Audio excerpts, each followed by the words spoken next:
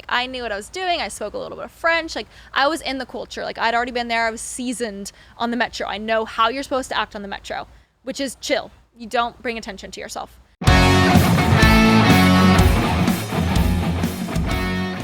Your most insane travel story. Oh, I have a lot of insane travel stories, but I think one of the most insane ones that's at the top of my head is when I literally saved a full American family from being robbed on the metro by literally tackling the person who was taking their stuff. So, quick story.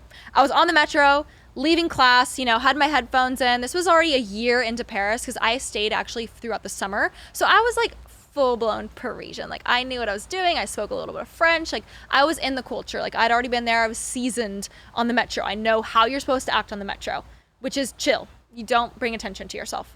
And this family comes on. They're obviously American tourists, like 5 or 6 kids. They come on. They're like, come on, guys, get on the metro. They're screaming. They bring all of their luggages, like 10 bags.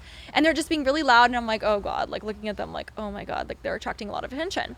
And so we're going and they start like just talking really loudly. Dad, how much longer? Like, they're just being so loud and so American. And I see this guy looking at them, like eyeballing them. And I'm like, oh my God, I just got this gut feeling like he's going to try to grab their bag. So the dad was literally wearing a fanny pack, unzipped with his wallet, cash, and passport sticking out. Oh. Like, he probably thinks like, oh, because it's in my fanny pack, I'm going to be able to tell. Like, it's right there. No one's going to be able to steal from me. These guys are good. But these guys are so good. I've gotten pickpocketed before. I've been pocketed once in France. Yes.